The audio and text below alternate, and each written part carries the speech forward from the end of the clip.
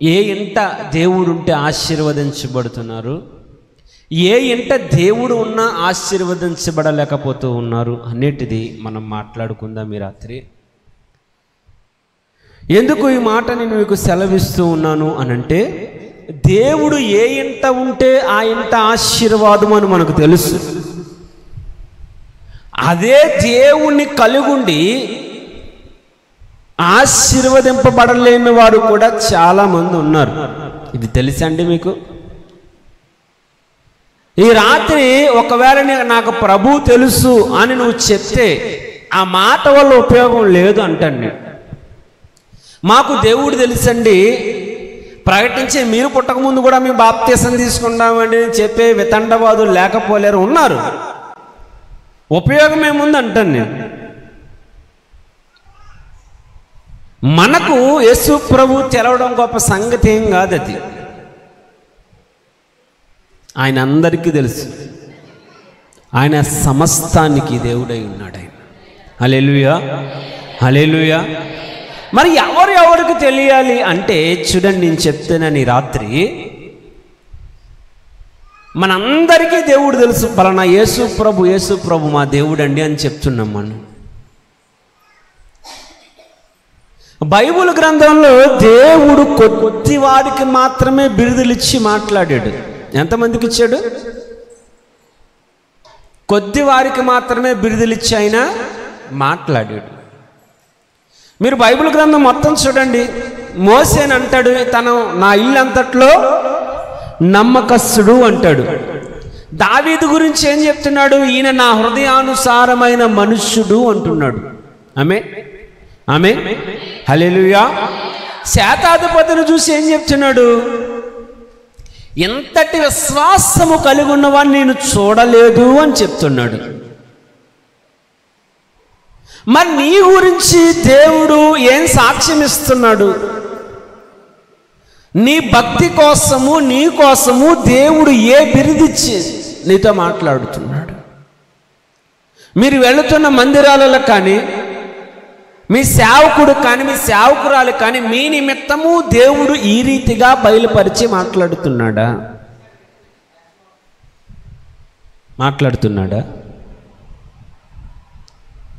మోషే తన నాయకత్వాన్ని ముగించవలసిన సమయం వచ్చినప్పుడు దేవుడు ఏం చెప్పాడో తెలుసా?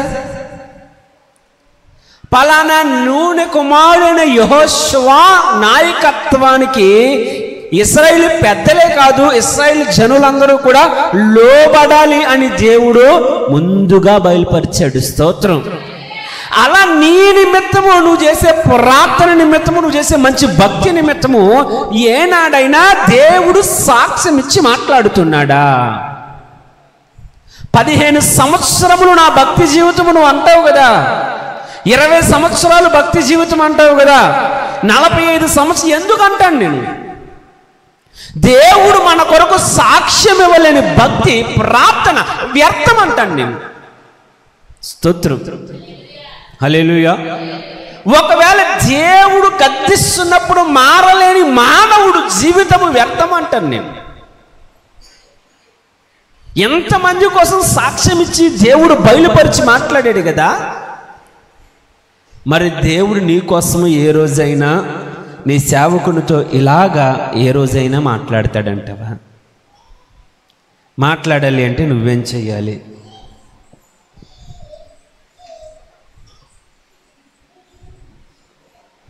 స్తోత్రం. ఎడారి త్రోవల్లో నే నడచిన, ఎరుగన్ని మార్గములో నన్ను నడిపిన, నా ముందు నడచిన జయవీరుడా, నా విజయ సంకేతమా, ఎడారి త్రోవలో నే నడచిన, ఎరుగని మార్గములో నన్ను నడిపిన, నా ముందు నడచిన జయవీరుడా, నా విజయ సంకేతమా, ఎడారి త్రోవల్లో నే నడచిన, వేరుగన్ని మార్గములు నన్ను నడిపినా నా ముందు నడచిన జయ వీరుడా నా విజయ సంకేతమా నీవే నీవేనా ఆనందము నీవే నీవేనా ఆరాధనా నీవే నీవేనా ఆనందము నీవే నీవేనా. ఆరాధనా స్తోత్రం, దేవునికి మహిమ కలుగును. హల్లెలూయా. ఈ రాత్రి అట్టి సాక్ష్యము నీకుందా అని అంటాను నేను. ఎక్కువ అడగను, లైవ్లో ఉన్నవారైనా మీరైనా మొహమాటం లేకుండా కొన్ని మాటలే చెప్తాను. ఆ సాక్ష్యము నువ్వు కలిగి బ్రతుకుతున్నావా? అందరూ మందిరానికి వస్తారు, అందరూ ప్రార్థన చేస్తారు, కానీ ఇది కాదు కదా ప్రత్యేకత. దేవుడు నిన్ను మెచ్చుకున్నట్లు, దేవుడు నీ పేరే ఉంచినట్లు ఏనాడైనా ఒక మంచి భక్తి చేయగలుగుతున్నావా నువ్వు? వాళ్ళంతట్లో కూడా చెప్తున్నాడండి, ఇశ్రాయేలు పెద్దలు ఉన్నారా లేరా? ఇశ్రాయేల్లో పెద్దలు ఉన్నారా లేరా? చెప్పండి అమ్మా. మరి ఎవరో ఏం తెలియనోడిని తీసుకొచ్చి, చిన్న పిల్లల్ని తీసుకొచ్చి పెట్టి ఇశ్రాయేల్లో పెద్దలు అంతమంది ఉన్నప్పుడు యెహోషువ వాళ్ళ దగ్గర ఎంత అంటాను? యవ్వనుడికి ఏం తెలియదు. నాకు తెలిసి యవ్వన కాలంలో ఉన్న వాళ్ళు సేవక రావతాలకు వచ్చిన ఏం తెలియదని చాలామంది అంటారు. మరి అలాంటి యవ్వనంలో ఉన్న యెహోషువనే దేవుడు ప్రత్యేకపరచుకొని, ఎందుకు ఇందులో పెద్దలు లేరా? ఇశ్రాయేలులో పెద్దలు లేరా? మరి ప్రత్యేకత యెహోషువకి ఎందుకు ఇచ్చాడు దేవుడు?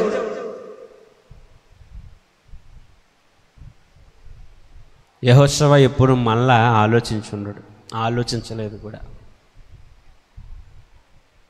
మోసే 40 రాత్రులు 40 పగళ్ళు ప్రార్థిస్తే ఆ 40 రాత్రులు నిద్ర లేకుండా తన సుఖాన్ని విడిచిపెట్టి, లోకంలో ఉండాలని ఆశని విడిచిపెట్టి మోసేతో పాటు కూడా యెహోషువ ఉన్నాడు. స్తోత్రం.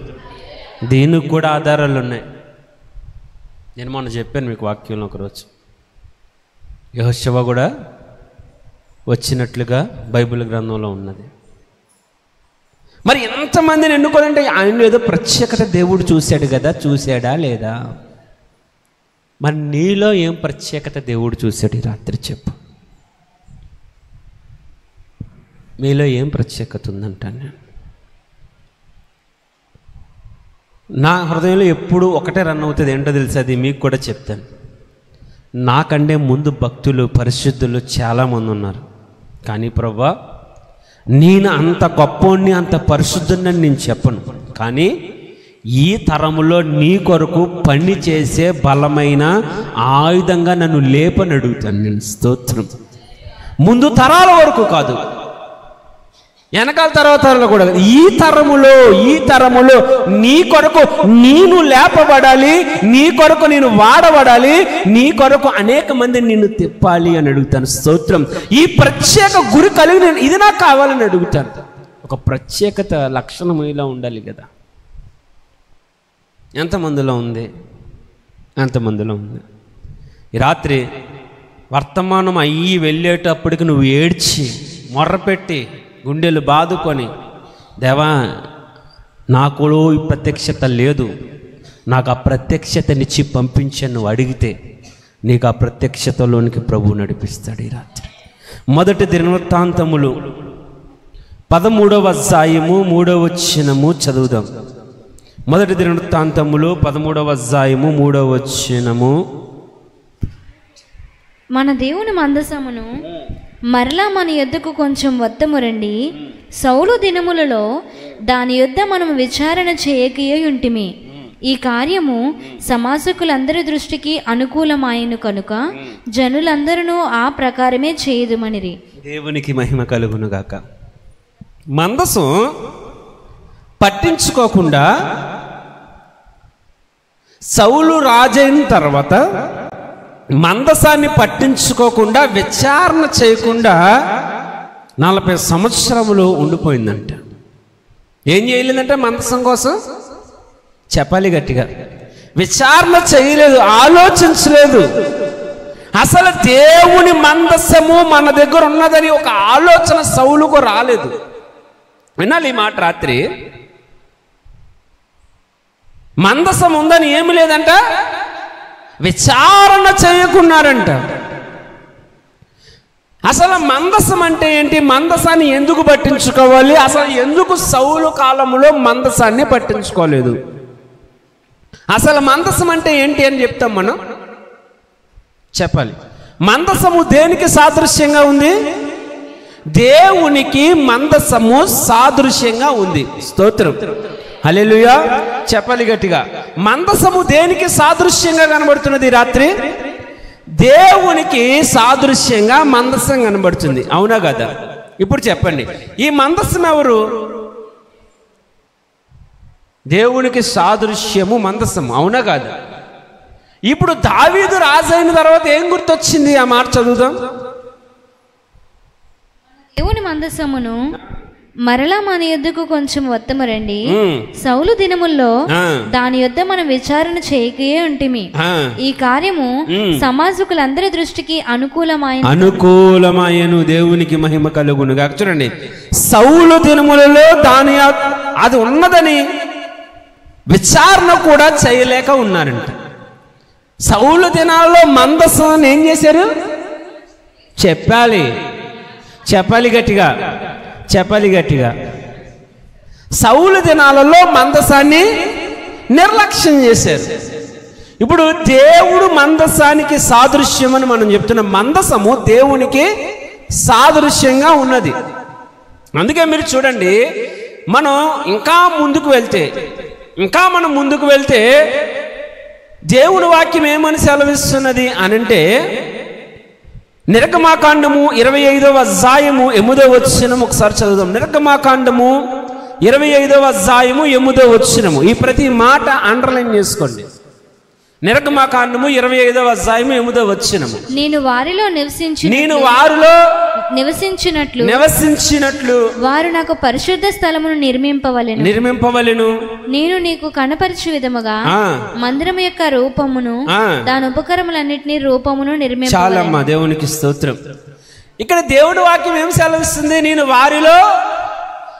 వారిలో నివసించినట్లు నేను వారిలో నివసిస్తాను. ఎవరిలో నివసిస్తాడు? ఎవరి మధ్య నివసిస్తాడానికి దేవుడు ఇష్టపడుతున్నాడు? చెప్పాలి గట్టిగా. చెప్పండి అమ్మా.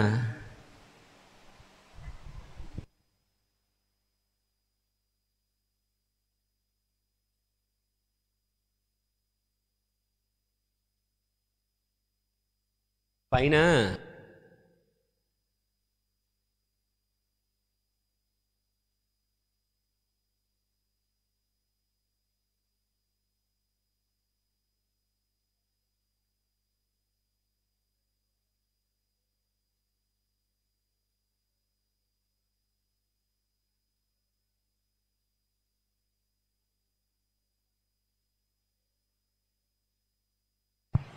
అక్కడ గట్టవడానికి బదులు ఎక్కడ దెబ్బలనే మంచిది అంటాను. అవునా కదా? ఎవరిలో ఉండడానికి ఇష్టపడ్డాడు దేవుడు? చెప్పాలి గట్టిగా. ఇజ్రాయేల్ అనకన్నా ముందు మాలో ఉండడానికి ఇష్టపడ్డాడు అని చెప్పండి. ఎక్కడ ఉండడానికి ఇష్టపడ్డాడు? మీ మధ్యన ఉండడానికి దేవుడు ఇష్టపడ్డాడు. అందుకే ఇక్కడ అంటాడు చూడండి, నేను వారి మధ్య ఉన్నట్లు ఒక ప్రత్యేక స్థలము కావాలి. అందుకే చూడండి, మందసము దేవునికి సాదృశ్యంగా ఉన్నది. ఈ మందసము ఎక్కడ ఉంటుందో అక్కడ దేవుడు ఉన్నట్లు. ఈ మందసాన్ని తీసుకొని వెళ్ళినప్పుడు చాలా మంది జయాన్ని చూసిన వారుగా కూడా ఉన్నారు. ఇక్కడ మనకి ఏం చెప్తున్నాడు? సౌలు కాలంలో మందసం కోసం విచారణే చెయ్యలేదు కాబట్టి నేను రాజునయ్యాను కాబట్టి మందసాన్ని మరలా తీసుకొచ్చుకుందాము, మన దేవుని మందసాన్ని మరలా మనం తీసుకొచ్చుకుందామని ఆలోచిస్తున్నాడంట. ఇది పెద్దలందరికీ అంగీకారమైందంట.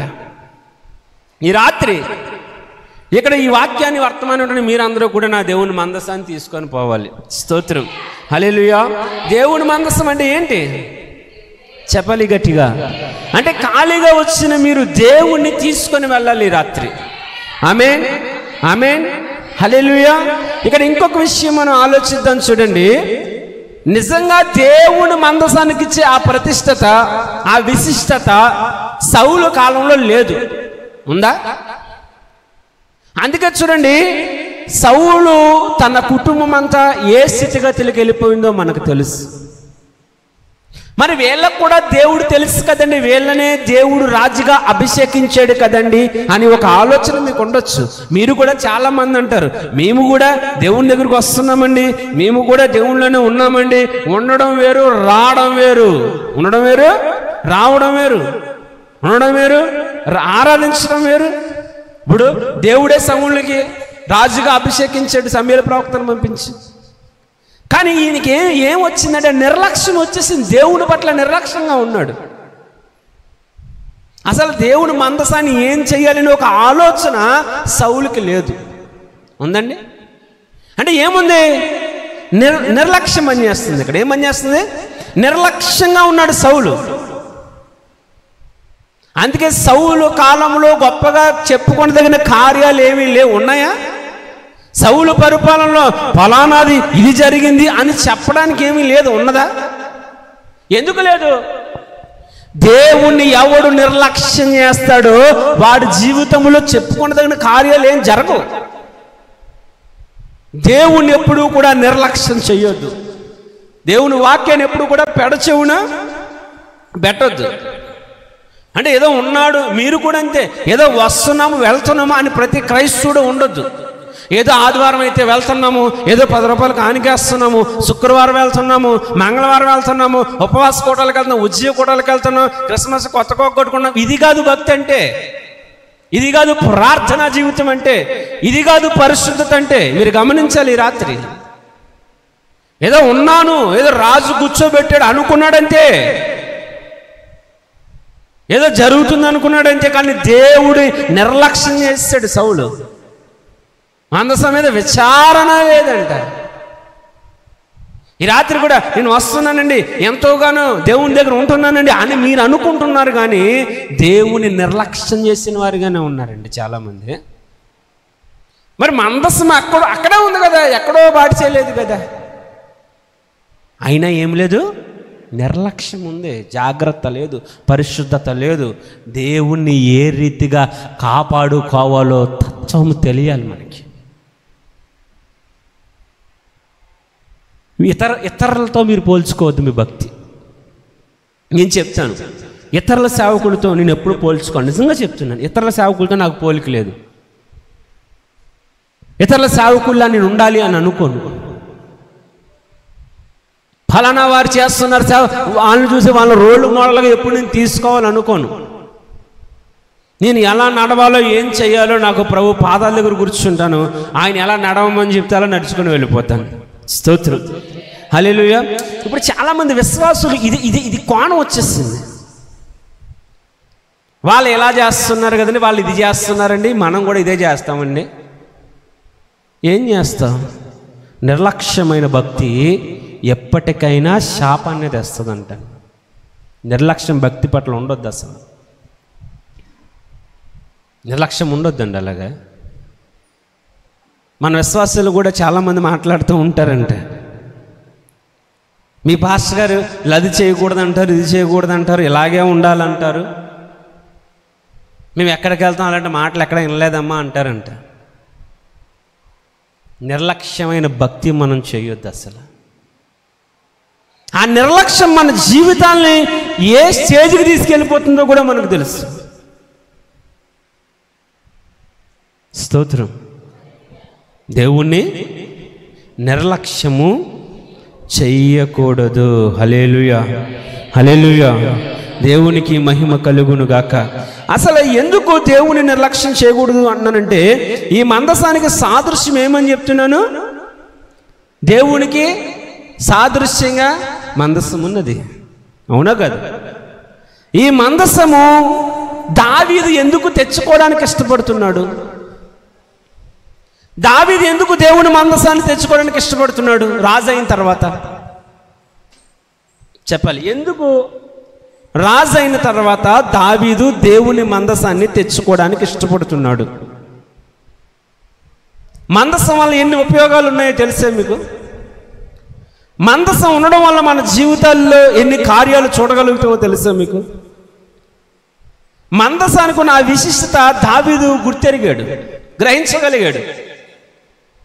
అది ఇప్పటి వరకు మనం మర్చిపోయిన దాన్ని నిర్లక్ష్యం చేసేసాము. కాబట్టి ఇప్పటి నుంచి అయినా మనము ఆ మందసాన్ని మరలా మనం తీసుకొని పోవాలి అని సిద్ధపడుతున్నాడంట. హల్లెలూయా, హల్లెలూయా.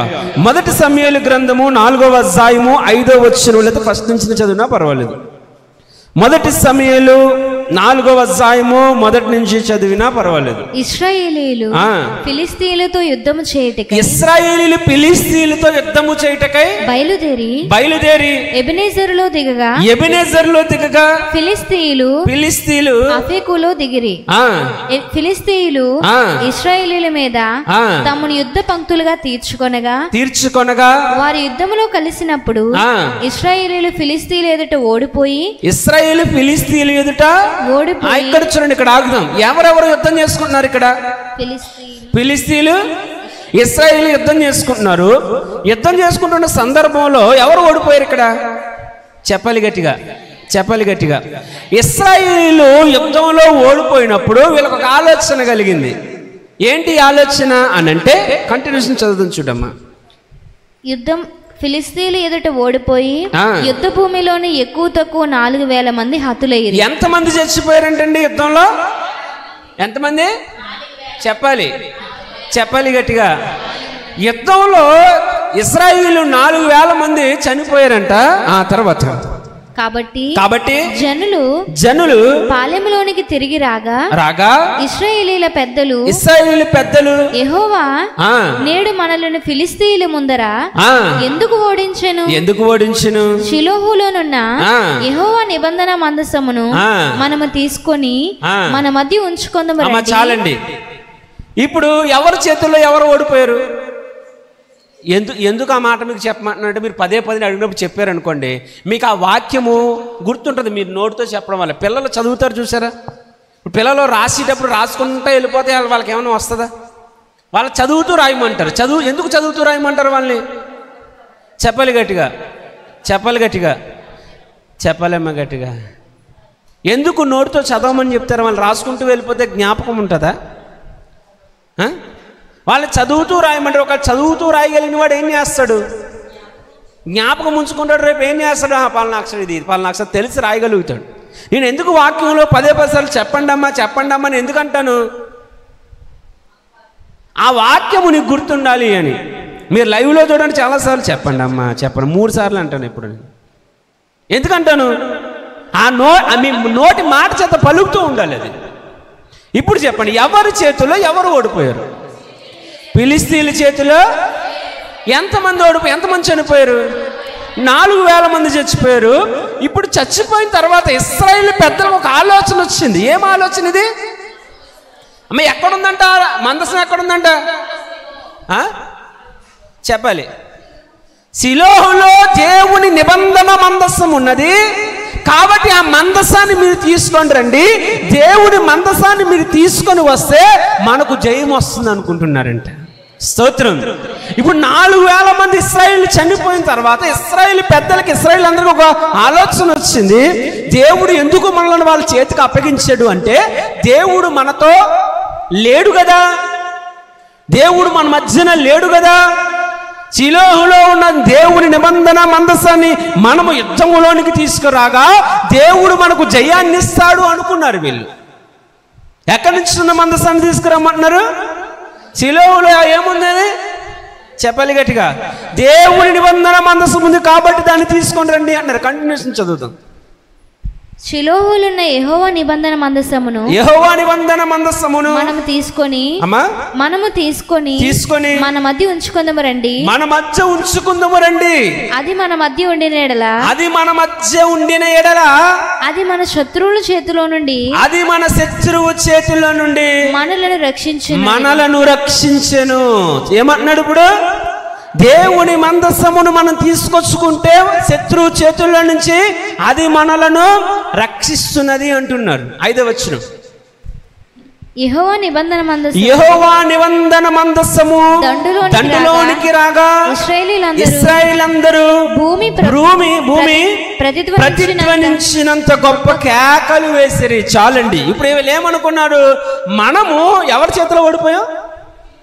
ఫిలిష్తీయుల చేతిలో ఓడిపోయాం కదా, మనం గెలిచినట్లు, మనం యుద్ధంలో విజయం వచ్చినట్లు, దేవుడు మనల్ని వారి చేతికి అప్పగించాడు కదా, మరలా మన పేట జయం ఇచ్చినట్లు షిలోహులో ఉన్న దేవుని మందసాన్ని తీసుకొచ్చుకుందాం పదండి అని అనుకొని, దేవుని మందసాన్ని తీసుకొస్తే మనకు విజయం వస్తుంది కదా అనుకొని, ఎప్పుడైతే దండులోనికి ఏం తీసుకొచ్చారు చెప్పాలి ఎక్కడ అంటే ఏ దండులోనికి తీసుకొచ్చారు? ఏ స్థలానికి తీసుకొచ్చారు మందసాన్ని? చెప్పాలి గట్టిగా. మందసాన్ని ఎక్కడికి తీసుకొచ్చారు ఇప్పుడు షిలోహులో నుంచి? చెప్పాలమ్మా గట్టిగా చెప్పాలి. యుద్ధ భూమిలోకేనే మరి సంశయిస్తారేటమ్మా. ఇప్పుడు మందసం ఎక్కడికి వచ్చింది? యుద్ధ భూమిలోనికి తీసుకొచ్చారు ఈ మందసాన్ని. ఈ మందసాన్ని తీసుకొచ్చి వీళ్ళు ఏం చేస్తున్నారు అని అంటే, ఈ మందసాన్ని చూసి చూడండి 5వ వచనము, మొదటి సమూయేలు 4:5 చదువుదాం. యెహోవా నిబంధన మందసము దండులోనికి రాగా ఇశ్రాయేలీయులందరూ భూమి ప్రతిధ్వనించినంత గొప్ప కేకలు వేసిరి. ఏం చేస్తున్నారంట అమ్మా?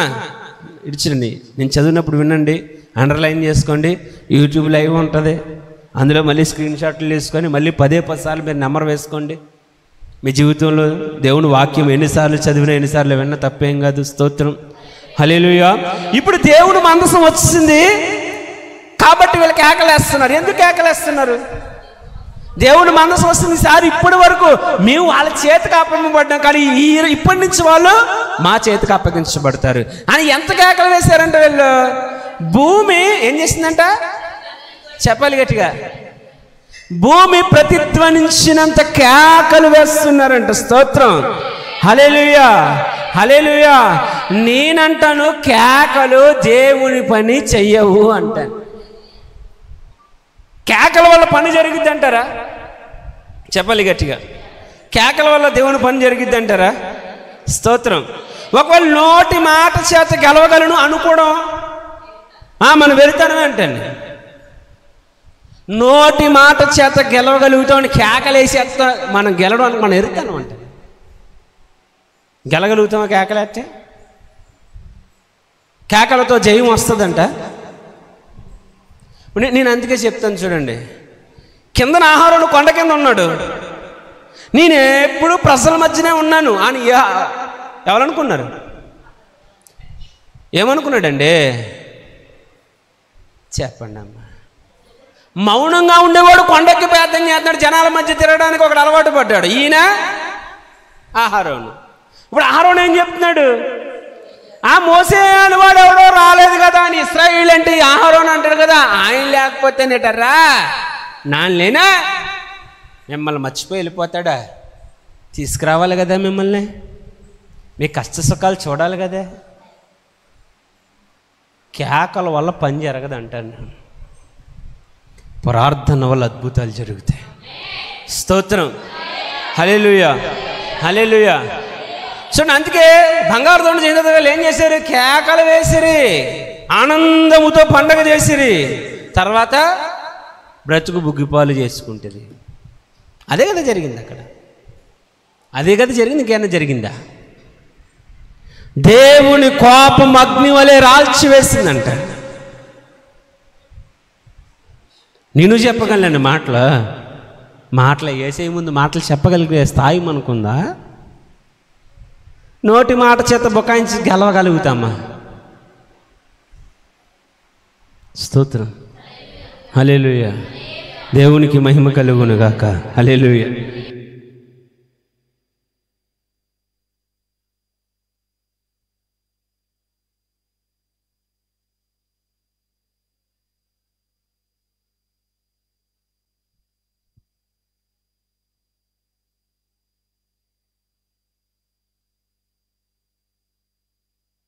మాట గురించి మళ్ళీ నేను మిమ్మల్ని ఎదరడిగితే దానివల్ల నాకు ఉపయోగం ఏమన్నా ఉందా? నేను కేకలేయడం వల్ల నాకు ఉపయోగం ఏమన్నా ఉందా? ఎందుకు ఉపయోగం లేని దాని గురించి ఎందుకు? వెనకదే వేసినామోలో ఆయన చూసుకుంటాడు, ఎదరదే వేసినామోలో ఆయన చూసుకుంటాడు. స్తోత్రం. ఈ లక్షణం వల్ల ఉండాలి. ఇప్పుడు యుద్ధం గెలిచేస్తామని వీళ్ళు ఏం చేస్తున్నారండి? కేకలు వేస్తున్నారండి. ఆ చదవమ్మా 6వ వచనం. ఫిలిష్తీయులు ఆ కేకలు విని హెబ్రీయుల దండులో ఈ గొప్ప కేకల ధ్వని ఏమని అడిగి యెహోవా నిబంధన మందసము దండులోనికి వచ్చినని తెలుసుకొని జడిసి దేవుడు దండులోనికి వచ్చినని అనుకొని అయ్యో మనకు శ్రమ, ఇంతకు మునుపు వారిలాగు సంభ్రమింపలేదు, అయ్యయ్యో మహాశూరుడగు ఈ దేవుడి చేతిలో నుండి మనల్ని ఎవరు విడిపింపగలరు?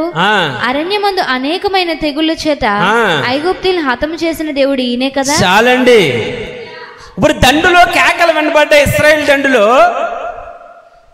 ఈ కేకలు ఏంటి, వింత ఏంటి అని శత్రు సైన్యంకి కేకలు వినబడి చూసి మాట్లాడుకుంటున్నారంట శత్రువులు. వీళ్ళందరూ కేకలు వేయడానికి, వీళ్ళందరూ ఉత్సాహంగా ఉండడానికి గల కారణం ఏంటంటే వారి దేవుని మందసము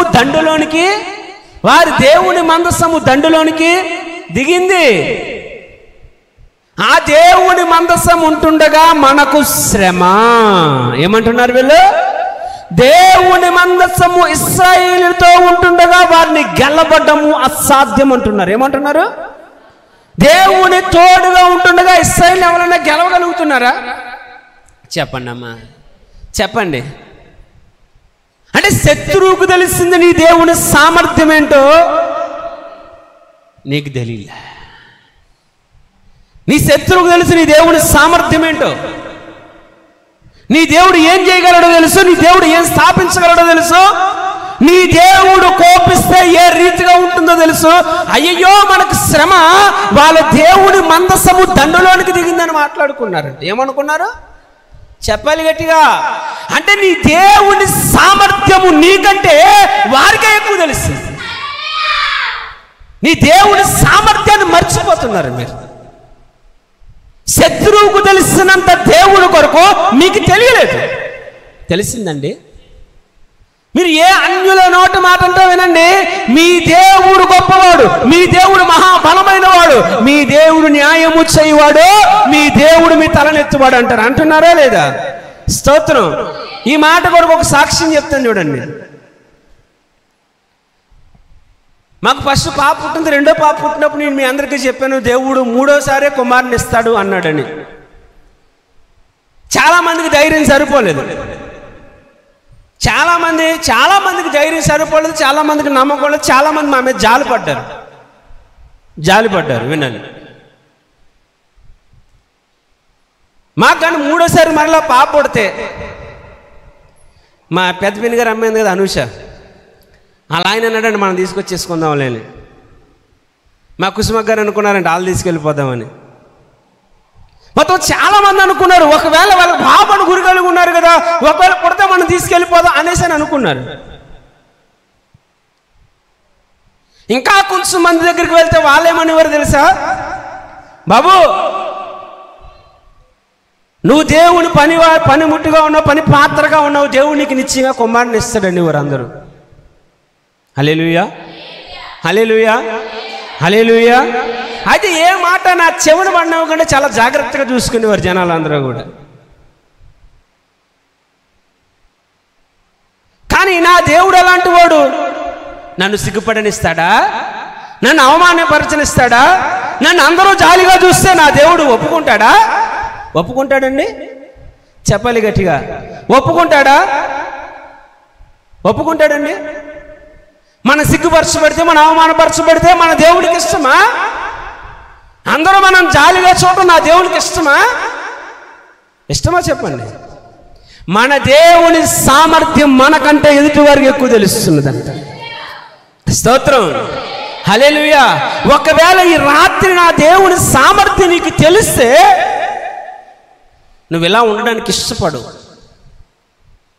నీ దేవుని సామర్థ్యం తెలియాలి. అయ్యో మాకు శ్రమ, వారి దేవుని మందసం వచ్చేసింది, వారికి జయము రాబోతుందని శత్రువు నోట ఆ మాట వినబడుతున్నదంట.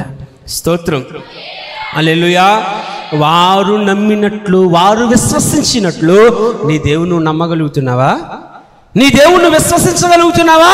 నీ దేవుని పేరిట ఈ విశ్వాసం కలిగిన మాటలు మాట్లాడగలుగుతున్నావా? ఎంతమంది మాట్లాడగలుగుతున్నారండి? దేవుని మందిరం కోసం, దేవుని పనిచర్య కొరకు నేను పని చేస్తున్నప్పుడు నా మీద కుట్రలు జరిగిన, నా మీద ఎన్నో ఎన్నో ఎన్నో జరిగినాయి, ఎన్నో నిందలు, ఎన్నో కుట్రలు, ఎన్నో అవమానాలు, నన్ను తీసేద్దామని సైతము కూడా ప్లానాలు చేసుకున్న సందర్భాల్లో చాలామంది క్రైస్తవులు నోట ఏమాట వచ్చిందో తెలుసా? నేను చేసేదే తప్పు అన్నట్లుగా మాట్లాడారు. కానీ అన్యులు వచ్చి నా దగ్గరికి ఏం చెప్పారు తెలుసా? బాబు, నువ్వు దేవుడు పని చేస్తే నీకేటి బాబు, ఎంతమంది వ్యతిరేకంగా ఉన్నారు బాబు, మా కోసం ప్రార్థన చేయి బాబు, మీ దేవుడు మీకు ఎప్పటికన్నా న్యాయమే చేస్తాడు బాబు అని. వారి స్తోత్రం, హల్లెలూయా.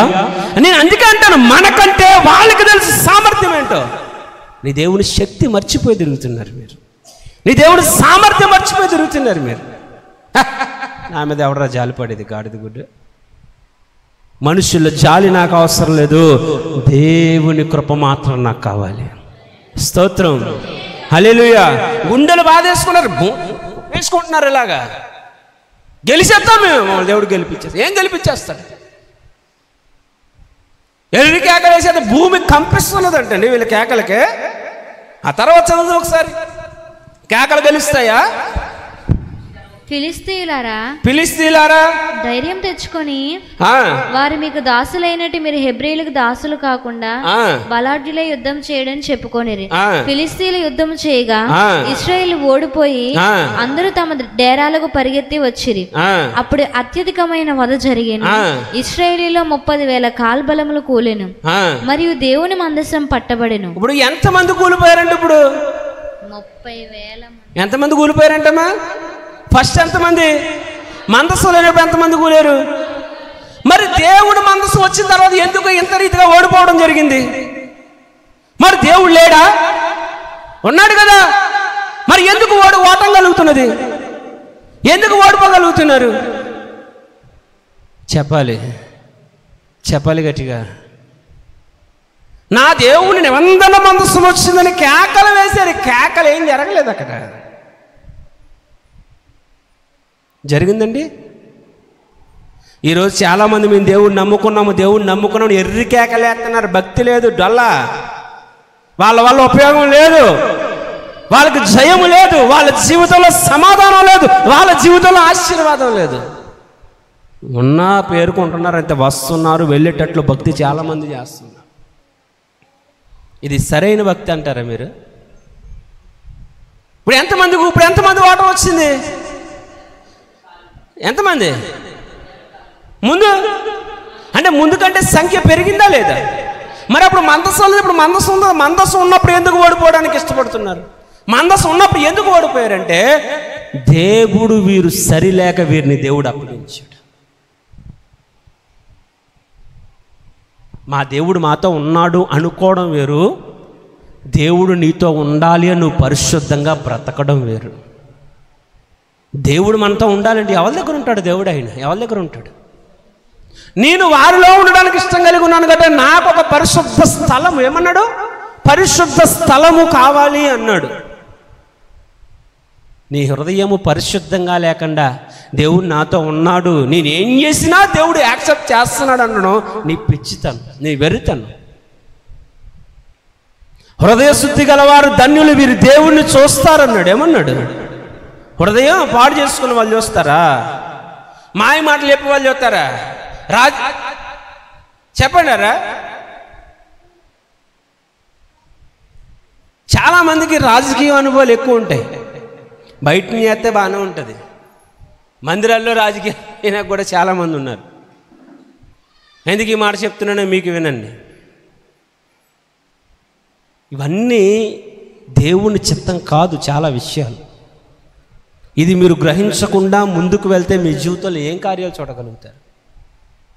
ఇప్పుడు ఎందుకు దావీదు మందసాన్ని తెచ్చుకోవడానికి కష్టపడుతున్నాడు? చెప్పాలి గట్టిగా.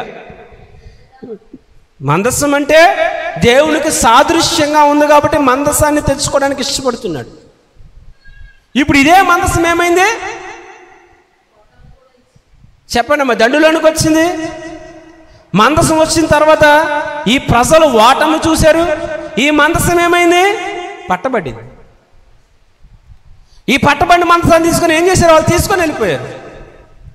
వాళ్ళు ఎలా తీసుకెళ్ళారు అంటే, వాళ్ళు ఒక మాట చదివారు, ఒక మాట మనం ముందు చదువుకున్నాం. అయ్యో మనకు శ్రమ, దేవుని మందసం వారితోనే ఉంది, ఎందుకు దేవుని మందసం గురించి చదువుతున్నారు అంటే, ఐగుప్తులో ఏం జరిగిందంటే ఈ మందసం వల్ల చెప్పలేము, అనేక మంది తెగుళ్ళకు గురి చేసింది, ఎర్ర సముద్రంలో ముంచేసింది, అరణ్యంలో విని సంహరించింది అని మందసమును గురించిన మాటను బట్టి శత్రువు భయపడుతున్నాడు. అంటే మందసం గురించి వాళ్ళకు ఒక ఆలోచన ఉంది, మన దేవుని కోసం వాళ్ళు ఒక ఆలోచన కలిగి ఉన్నారు, మన దేవుడు ఎలాంటి వాడో వాళ్ళు తెలుసుకొని ఉన్నారు. అందుకే వాళ్ళు భయపడుతూ ఉన్నారంట. అయ్యో ఈ దేవుని మందసాన్ని మనతో తీసుకెళ్ళిపోతే మనకు కూడా జయం వస్తుంది అనుకున్నాడు. స్తోత్రం. ఏమొస్తుందంట? ఇప్పుడు ఈ మందసాన్ని తీసుకొని వెళ్ళి పెట్టారు. ఏం జరిగింది అక్కడ చెప్పండి? వాళ్ళకి తెగుళ్ళు వచ్చినాయి. ఎక్కడ పెట్టారు? అవన్నీ పడడం జరుగుతున్నాయి. మళ్ళీ మందసాన్ని ఏం చేశారు? యథావిధిగా మళ్ళీ పంపించేశారు. స్తోత్రం. హల్లెలూయా, హల్లెలూయా. ఇప్పుడు చెప్పండి, మీరు దేవుని మందసము ఉండి కూడా ఎందుకు విజయం పొందుకోలేకపోతున్నారు అనంటే, వీళ్ళు కేకలు నమ్ముకున్నారండి. ఏ రీతిగా దేవుణ్ణి మనం ఆరాధించాలో తెలుసుకోవాలి, ఏ రీతిగా దేవునికి ఒక ప్రత్యేకమైన స్థానం ఇవ్వాలో మనం తెలుసుకోవాలి. ఇది తెలుసుకోకుండా నాతో ఉన్నాడండి, నేను చర్చకొస్తున్నానండి, సంస్కారం తీసుకుంటున్నానండి, ఉపవాసాలు ఉన్నాను, ఎవరికి ఉపయోగం అంటాను నేను. మందసం ఉండి ఓడిపోయారా లేక ఓడిపోయారా? అంటే వీళ్ళు స్థిరులైన వారు కాదని ప్రభు ఎరుగున్నాడు అంటారా? ఎరిగి ఉన్నాడా లేదా? చాలామంది ఇదే భ్రమలో బ్రతికేస్తున్నారు. మేము దేవుడిని నమ్ముకున్నామండి, మా దగ్గర దేవుడు, ఆదివారం మీ మందిరాలకు వెళ్ళమండి, దేవుడు మాతో ఉన్నాడండి, ప్రార్థన చేయమండి, ఉన్నాడండి, ఎప్పుడు ఏడుస్తూనే ఉంటామండి, దేవుడు మాతో ఉన్నాడండి, ప్రార్థనలో ఏడవండి, ఏడుస్తామండి, మామూలుగా ఏడుస్తామండి, దేవుడు మాతో ఉన్నాడండి, మా కష్టం దేవుడికి తెలియదండి, మా శ్రమ దేవుడికి తెలియదండి, మా వేదన దేవుడికి భ్రమ. ఇదంతా భ్రమ, ఇదంతా ఏం లేదు ఇందులో డొల్ల. ఇలాంటి వారు లేకపోయారు అనుకుంటున్నారా? దేవునికి దూరమై ఏమీ సాధించలేరు అంటది వాక్యం. ఏదో ఉన్నాము, వెళ్తున్నాము, వస్తున్నాము అనే భక్తి సరైనది కాదు. మరి ఇప్పుడు దేవుని మందసాన్ని ఎందుకు తెచ్చుకోవాలనుకుంటున్నాడు అంటే, దేవుని మందసము ఆ ప్రతిష్టత, ఆ విశిష్టత దావీదు ఎరిగి ఉన్నాడంట. ఏమై ఉన్నాడు? హల్లెలూయా, హల్లెలూయా, హల్లెలూయా. దేవుణ్ణి ఏ రీతిగా ఆరాధించాలో తెలిస్తే, దేవునికి ఏ స్థానం ఇవ్వాలో తెలిస్తే అది మనకి నిశ్చయముగా జయాన్ని ఇస్తుంది. ఆమేన్, ఆమేన్, స్తోత్రం, హల్లెలూయా. ఇప్పుడు దావీదు అందుకని మందసం గురించి, మందసాన్ని తెచ్చుకోవాలని ఇష్టపడుతున్నాడు. రెండవ సమూయేలు 6వ అధ్యాయము మొదటి వచనం ఒకసారి చదువుదాం. 2 సమూయేలు 6వ అధ్యాయము మొదటి వచనం. తర్వాత దావీదు ఇశ్రాయేలీలో 30,000 మంది శూరులను సమకూర్చుకొని బయలుదేరి కెరూబుల మధ్య నివసించు సైన్యములకు అధిపతి యెహోవాను తన నామం పెట్టబడిన దేవుని మందసమును అచ్చటి నుండి తీసుకొని వచ్చుటకై తన వద్దనున్న వారందరితో కూడా బాయిలా యెహోయూదాలో నుండి ప్రయాణమాయెను. దేవునికి స్తోత్రం. ఇప్పుడు దేవుని మందసం తీసుకోవడానికి ఎంతమంది శూరులు బయలుదేరారంట? చెప్పండి అమ్మ గట్టిగా. ఎంతమంది చేత దావీదు బయలుదేరాడంట? హల్లెలూయా. ఎంతమంది చేత బయలుదేరారంట? ఎంతమంది? దేవుని మందసాన్ని తీసుకొని రావడానికి బయలుదేరాడు. 2వ వచనం చదువుదాం చూడండి. కెరూబుల మధ్యలో నివసించు సైన్యములకు అధిపతి యెహోవాను తన నామం పెట్టబడిన దేవుని మందసము అచ్చట నుండి తీసుకొని వచ్చుటకై తన యొద్దనున్న వారందరితో కూడా బయలా యెహోయూదాలో నుండి ప్రయాణమయ్యి వారు దేవుని మందసమును క్రొత్త బండి మీద ఎక్కించి గిబియాలోనున్న అబీనాదాబు యొక్క ఇంటిలో నుండి తీసుకొని రాగా, అబీనాదాబు కుమారులు ఇక్కడ చూడండి ఎక్కడి నుంచి తీసుకొస్తున్నారంట? చెప్పాలి గట్టిగా, మళ్ళీ మిమ్మల్ని అడుగుతాను నేను, ఎక్కడి నుంచి తీసుకొస్తున్నారు? అబీనాదాబు ఇంటిలో నుంచి తీసుకొని రాగా అబీనాదాబు కుమారులు. చూడండి, మందసం ఎక్కడ ఉంది ఇప్పుడు వరకు? అబీనాదాబు ఇంటి దగ్గర ఉంది. అబీనాదాబు కుమారుల గురించి చదువుదాం. ఉజ్జాయిను అహయోయును ఆ కొత్త బండిని తోలిరి.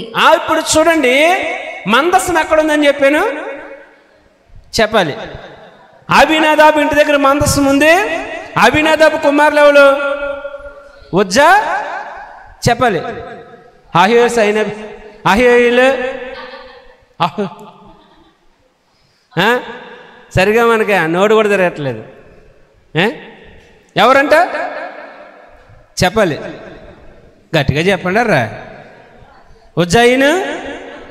ఇప్పుడు వీళ్ళిద్దరూ కొత్త బండి కట్టించి ఏం తీసుకెళ్తున్నారు? దేవుని మందసాన్ని తీసుకెళ్తున్నారు. చదువమ్మా.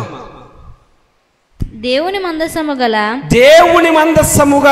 ఆ బండిని గిబియాలోని అబీనాదాబు ఇంట నుండి తీసుకొని రాగా అహ్యో దాని ముందర నడిచెను.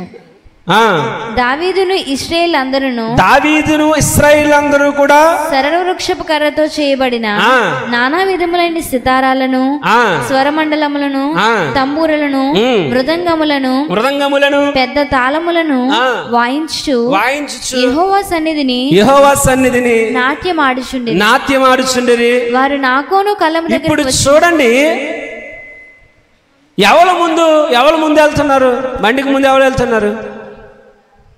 ఇప్పుడు దావీదు వాళ్ళందరూ ఏం చేస్తున్నారు? నాట్యం చేస్తున్నారండి. అయ్యో, దేవుని మందసం మాతో వస్తుంది, దేవుడు మాతో వస్తున్నాడు, మేము కార్యం చూడబోతున్నామని సంతోషముతో వీళ్ళు ఏం చేస్తున్నారంట? ఆనందముగా మందసాన్ని తీసుకొని వెళ్తున్నారు. అయితే ఈ వెనక్కి తిరిగి చూడలేదు, అసలు ఏమవుతుందనే సంగతి దావీదు కూడా చూడలేదు. అసలు నాట్యం చేసుకుంటూ మందసాన్ని తీసుకెళ్ళిపోయేటప్పటికి ఎక్కడికి వచ్చింది మందసం? ఇప్పుడు నాకోను కళ్ళం దగ్గరకు వచ్చినప్పుడు ఎడ్లకు కాలు జారినందున ఉజ్జా చెయ్యి చాపి దేవుని మందసమును పట్టుకొనగా యెహోవా కోపము ఉజ్జా మీద రగులుకొనెను. ఇక్కడ ఆగుదాం. ఎద్దు కాలు జారినందున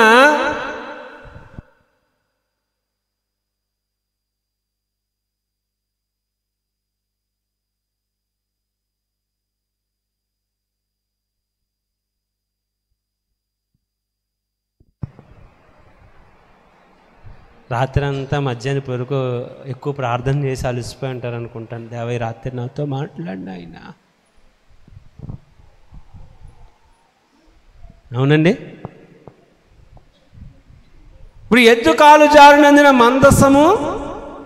మందసం ఏం చేసిందంట? చెప్పాలి గట్టిగా. మందసం ఏం చేసిందంట? చెప్పాలి గట్టిగా.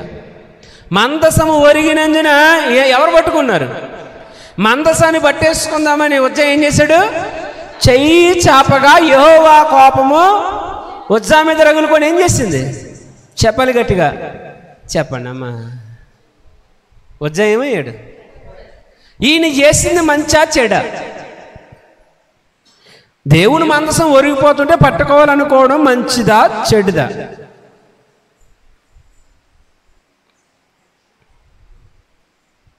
మీ అందరికి తెలిసిన విషయమేనారా?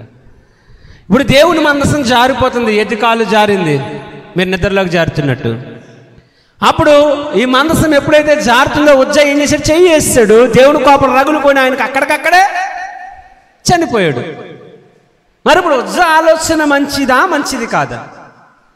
చాలా మంచి ఉద్దేశం. దేవుని మందసం పడిపోతుంది, పట్టేసుకుందాం అనుకోవడం చాలా మంచి ఉద్దేశమే, అవునా కాదండి? మరి ఇప్పుడు ఎవరు తప్పు అంటారు?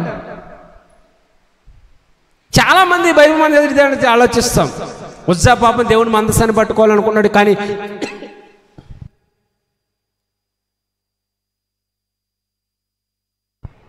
మరి ఎందుకు దేవుని కోపం రగులుకున్నది అని మనం చాలాసార్లు ఆలోచిస్తాం, అవునా కదా? చెప్పండి అమ్మా,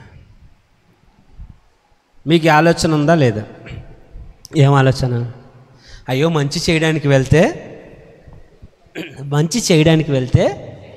చెప్పాలి. మంచి చేయడానికే కదా ఉజ్జా చేయబట్టింది, కానీ ఎందుకు చెడు జరిగింది అసలు ఎందుకు అని మనం చాలా సందర్భాలు ఆలోచిస్తామా ఆలోచించము? ఆలోచించము. ఇదే మనం ఇక్కడే తప్పు చేసినట్లు. మనుషులుగా మనం ఇక్కడే తప్పుగా ఆలోచిస్తున్నాం. ఇంకొక విషయం, దేవుడు ఏది మనకు చెప్పకుండా చేయడు. నువ్వు మందిరానికి ఎలా రావాలో చెప్పాడు, ప్రార్థన ఎలా చేయాలో చెప్పాడు, నువ్వు ఏ రీతిగా బ్రతకాలో నీకు చెప్పాడా లేదా? మరి మందసమును గురించి కూడా దేవుడు చెప్పలేదంటారు. మందసం ఎలా తీసుకొని రావాలి, మందసము ఎవరు తీసుకొని రావాలి, మందసాన్ని ఎవరు మొయ్యాలి అనే సంగతి దేవుడు చెప్పలేదంటారా? చెప్పాలి గట్టిగా. దేవుడు చెప్పలేదంటారా? చెప్పుండడా? మరి దేవుడు మందసాన్ని ఎలా తీసుకొని రావాలో దేవుడు చెప్పినప్పుడు మరి ఆ మందసాన్ని ఆ తీసుకొచ్చే రీతిలో వీళ్ళు తీసుకొస్తున్నారు అంటారా? ఇప్పుడు తప్పెవరిది అనేది వాక్యం మన లోతుల్లోనికి వెళ్ళాలి. అసలు తప్పెవరు చేశారు, తప్పెవరిది అని మన వాక్యం లోతుకి వెళ్ళాలి. సంఖ్యాకాండము 4వ అధ్యాయము 14వ వచనం నుంచి ఒకసారి చదువుదాం. దాని మీద తమ సేవోపకరణములన్నిటిని అనగా దూపార్తి, ముండ్లు గరిటెలు, గిన్నెలునైనా బలిపీఠపు ఉపకరణములన్నిటిని దాని మీద పెట్టి సముద్ర వత్సల చర్మమయమైన కప్పును దాని మీద పరిచి దాని మోతకర్రలను తగిలింపవలెను. దానికి మోతకర్రలు తగిలింపవలెను. 15 దండు ప్రయాణమైనప్పుడు అహరోను అతని కుమారులు పరిశుద్ధ స్థలము యొక్క ఉపకరణములన్నిటిని కప్పుట ముగించిన తర్వాత చూడండి, కప్పుట ముగించిన తర్వాత ఎవరు తీసుకెళ్ళాలి? కహాతీయులు దాని మోయి రావలెను. అయితే వారు చావుకి ఉండినట్లు పరిశుద్ధమైన దాన్ని ముట్టకూడదు. ఇవి ప్రత్యక్షపు గుడారములో కహాతీయుల భారము. స్తోత్రం. ఎక్కడ మనం చెప్దాం, ఎవరు దీనిని మొయ్యి రావాలను చెప్పాలి. కహాతీయులు దాన్ని మొయ్యి రావాలను. అయితే దేని చేత మొయ్యాలన్నాడు? మోత కర్రల చేత ఎవరు మొయ్యాలి? కహాతీయులు మందసాన్ని మోసుకుంటూ రావాలి, కానీ దాన్ని చెప్పాలి దాన్ని ముట్టకూడదు అన్నాడు. ఏమన్నాడు? ఇందాక ఏ కోణంలో ఆలోచించారు మీరు? ఉజ్జా చేయి చాపేసాడని న్యాయవంతుడిగానే ఉన్నాడని అన్నారు. చాలామంది ఇదే కోణంలో దేవుణ్ణి చూస్తున్నారు. దేవుడు ఏది నీకు చెప్పేస్తాడు, ఏది ఇచ్చినా చెప్పకుండా చెప్పాడా లేదా? ఇక్కడ చూడండి, అదే సంఖ్యాకాండము 7వ అధ్యాయము 9వ వచనంలో కూడా ఉంది. చూడండి,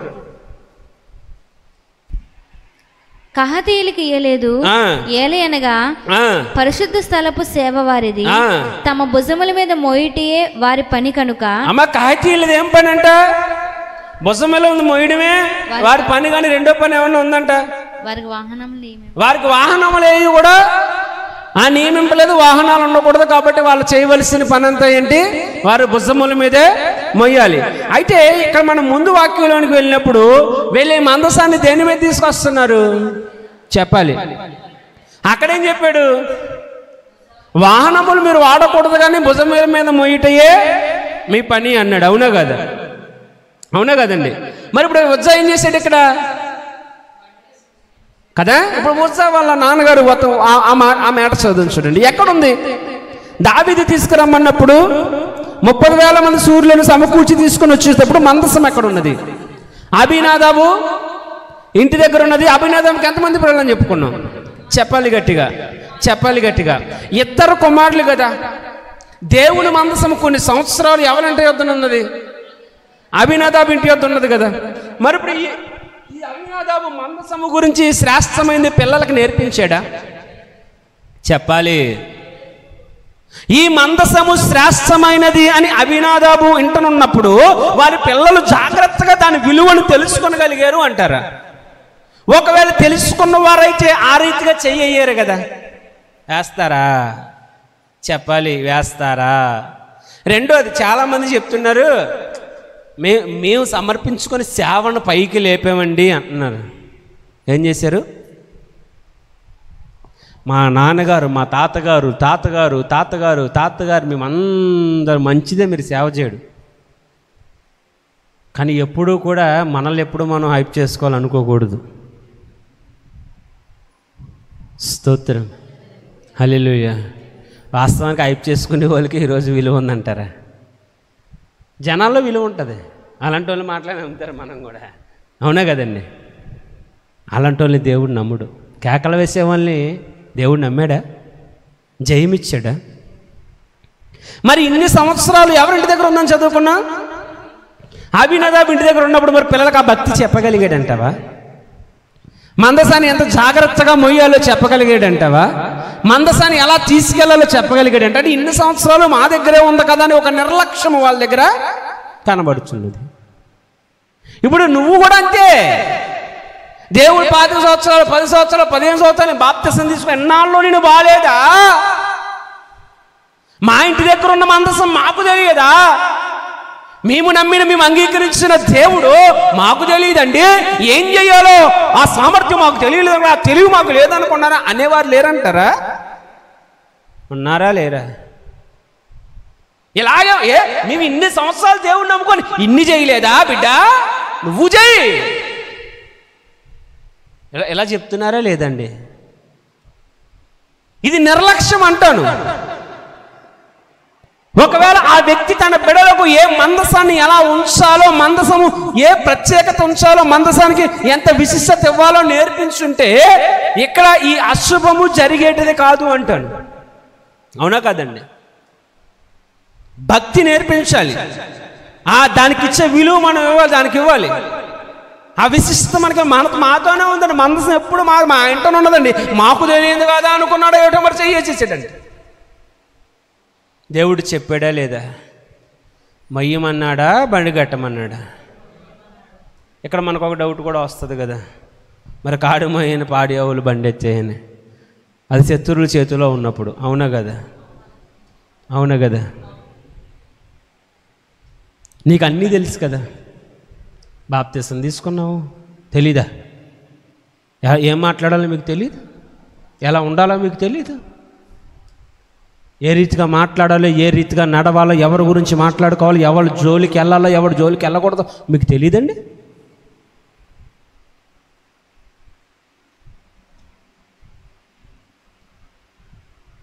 తెలిసే తెలీదా? నిర్లక్ష్యం పనికిరాదండి. భక్తిలో నిర్లక్ష్యం అసలే పనికిరాదు. భక్తిలో నిర్లక్ష్యము అసలే పనికిరాదు. అంటే మా ముందు రాజు ఉన్నాడనా? దావీదు రాజు మా ముందు ఉన్నాడు కదా, మాకేం కాదులే, మా మందసమే మా దావీదు రాజు గారే కదా అనుకుంటున్నారా మీరు కూడా? మా వాళ్ళు ఫలానా వాళ్ళండి, మా కీములు వస్తాయండి. కీములు బొరక రాసుకుని తిరిగి కీము రాసి ఇచ్చేస్తారు, తినేద్ది. పట్టుకోవలసినట్టు కాళ్ళు పట్టుకుంటే రావాల్సినవి ఎప్పుడైనా వస్తాయి. స్తోత్రం. నీకు పెడతారన్నోడు కూడా నువ్వు పెట్టినట్లుగా ప్రభు చేస్తాడు. కీము మా ఓడేనండి, మా దావీదండి, మా మందసం అండి, మాకు తెలియకుండా నీకు ఎక్కువ తెలుస్తుందా? చెప్తున్నావు అంటారా? నాట్యం చేసుకుంటూ ఉన్నాడు. వెనక ఒకటేసారి చూసాడు, అమ్మో అల్లిపోయాడు అంటనే దావీదు. బాబాయ్ మందసాన్ని తీసుకెళ్ళకూడదు అనుకున్నాడు, పారిపోయాడు. ప్రజలు పారిపోయారు. మందసాన్ని ఎవడంట పెట్టుకోవాలన్నా సరే భయపడుతున్నారంటే ఎందుకో? ఏటి దేవుడు ఎన్నుకున్న దావీదు రాజుగారు తీసుకొచ్చుంటేనే ఇలాంటి పని జరిగితే ఇంకా మన ఇంటికాడు ఉంటే మనకేట్రా బాబని ఎవడు సాహసమే చేయలేకపోయాడంట. చేశాడా?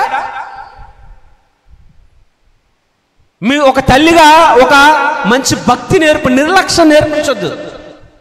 ఈ ఆదివారమే కదమ్మా, నేను అనలేదు, నువ్వు మానే.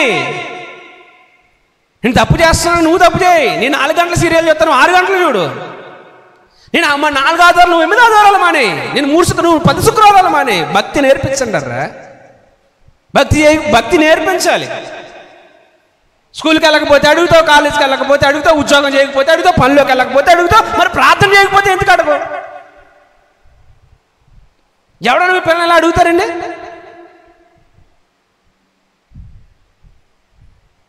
అడగలుగుతున్నారా?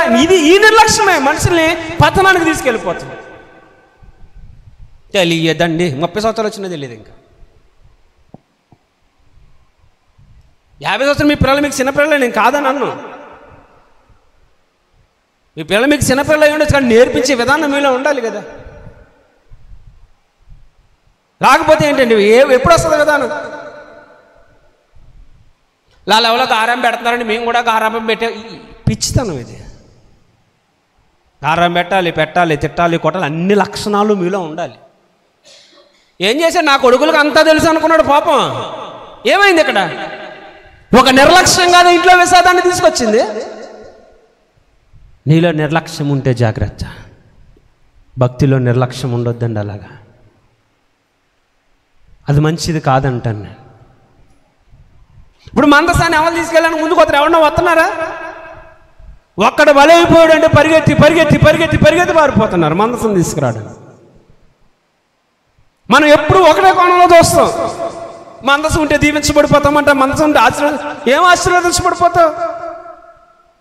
మరి ఆ నేల అక్కడ ఉంది కదా, మరి వాళ్ళ ఆశీర్వాదం ఏది? వాళ్ళ జీవనం ఎక్కడ కనిపించింది నీకు? నమ్ముకోవడం, బాప్తిసం తీసుకోవడం, మందిరాలకు వెళ్ళడం ఇది ప్రాముఖ్యత కాదండి. పౌలు ఏమంటాడు తెలుసా? నేను యేసుక్రీస్తు ప్రభువులా తయారైపోయాను అంటున్నాడు. బతికి నేను ఎప్పుడో చచ్చిపోయాను, కానీ ఇప్పుడు నాలో ఉన్నది యేసు ప్రభువే అన్నాడు. యేసు ప్రభు వెనక సంచెట్టుకొని దండుకోవడం అలవాటు చేసుకున్నాడు. కానీ ఆ రొట్టెలు, ఆ వెండి నాణ్యాలు తినడానికి ఇష్టపడ్డాడు. కానీ యేసు ప్రభుని అలవాటు చేసుకోలేకపోయాడు. యేసు ప్రభుని ఆవహించుకోలేకపోయాడు. యేసు ప్రభుని అలవాటు చేసుకోవడంలో వెనకైపోయాడండి ఇస్కరియోతు యోధ. నిర్లక్ష్యం. చాలా మంది సేవకుల్లో, విశ్వాసుల్లో ఇదే నిర్లక్ష్యం పడుతుంది. చాలా మంది సంచులు ఎట్టుకోవడానికి ఇది కాదండి సేవ అంటే. శుక్రవారం రావడం, ఆదివారం రావడం, మంగళవారం ఇది దండుకోవడం సేవ కాదు. నా దృష్టిలో సేవే కదా ఇది. మీకు అనిపించవచ్చు మా మధ్యన ఉంటేనే మా సేవకుడు అండి, మా మధ్య లేకపోతే వాడు సేవకుడే మీరు అనుకోవచ్చు. నేనంటాను, ఈ విషయం మీరు గమనించండి. దేవుడు ఎప్పుడు కూడా ఏ రీతిగా మనం నడిపించాలో సామర్థ్యం దేవుడు మనకి ఇస్తాడండి. ఆరో నుండి చేశాడు కదా. పాస్టర్ అన్నవాడు, సేవకుడు అన్నవాడు ప్రార్థన గదిలో ఉంటేనే సంఘానికి మేలు. చాలా విషయాలు మీకు తెలియవు ఇవన్నీ. ఇక్కడ ఏమనుకుంటున్నాడు? ఇక్కడ ఒక్కరైనా వచ్చేటప్పుడు మందసాన్ని తీసుకెళ్ళడానికి పారిపోతున్నారా? దావీదు కోసమే కదా, దావీదు తెమ్మంటారు కదా మందసం తెచ్చినప్పుడు. దావీదు వెనకాలకు వచ్చాడా? వెన్నులో వణుకు పుట్టింది, ఫరారైపోయాడు అంతే దావీదు. నిర్లక్ష్యంగా భక్తి చేయొద్దు. నిర్లక్ష్యంగా నా దేవుని మందసాన్ని వెతుకోవద్దంట. మీరందరూ ఇక్కడ దేవుని మందసం ఎత్తుకున్నవారుగా ఉన్నారు. మందసానికి సాదృశ్యం ఏంటని చెప్పాను నేను? దేవుడే మందసం అని చెప్పాను. ఇప్పుడు దేవుడిని అంగీకరించి నువ్వు బూతులు మాట్లాడొచ్చా? నువ్వు అబద్ధ సాక్ష్యాలు చెప్పొచ్చా? ఇక్కడ నువ్వు మొయ్యొచ్చా? ప్రార్థన లేకుండా ఉండొచ్చా? అపవిత్రమైన మాట నీ నోటని రావచ్చా? పరిశుద్ధత లేకుండా నువ్వు బ్రతకొచ్చా? పరిశుద్ధులు ప్రార్థించగా ఆకాశము స్తంభించగలిగిన దేవుడై ఉన్నాడు నీ దేవుడి. రాత్రి సూర్య చంద్రులను ఆపగలిగిన సామర్థ్యం దేవుడు యెహోషువకి ఎందుకు ఇచ్చాడండి?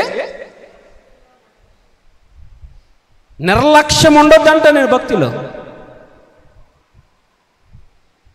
మందిరానికి వచ్చేవాళ్ళు దేవుని ఆత్మ తప్పితే ఇంకేం పని చేయకూడదంటండి. మనం ఫస్ట్ నుంచి చూస్తే ఇప్పటి వరకు కూడా చాలామంది సేవకులు గొప్ప పరిచర్య అయితే వాళ్ళ పిల్లలు సేవను చెడగొట్టిన వారుగా ఉంటున్నారు ఈ రోజుల్లో. ఇది నిర్లక్ష్యం కాదంటవా? మా నాన్న చేసి నాకు ఇచ్చాడు కదా, నేను చేసి మా అబ్బాయి, ఇదేంటండి నువ్వు చేసి ఇవ్వడం? ఇది ఎవరిదండి? ఇది నిర్లక్ష్యం కాదంటారా? ఇది ఎప్పుడు కూడా సేవ అనేది నిర్లక్ష్యంతో కాదు, భక్తి నిర్లక్ష్యంతో కాదు, ఒళ్ళు దగ్గర పెట్టుకొని మరీ చేయాలంటాను నేను. మేము తీసుకున్నామండి బాప్తీసం, మేమేం అనుభవించలేకపోయినా, అందుకే మా మనవడికి వద్దని, మా కొడుకు వద్దని. నీలో ఆ విశిష్టత ఉంటే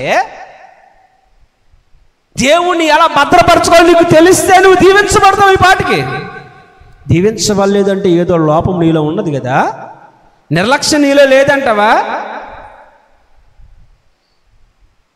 ఉందా లేదా? ఇప్పుడు మందసాన్ని తీసుకోవడానికి ఎవరో రాలేదు. ఇప్పుడు మందసాన్ని ఎవరింటికి తీసుకెళ్తున్నారు? ఎవరో మందసాన్ని తీసుకోవడానికి ఇష్టపడ్డారు. ఆ మాట చదువుదామమ్మా.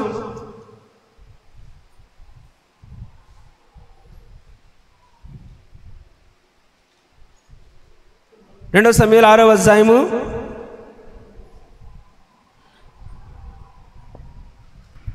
7 నుంచి.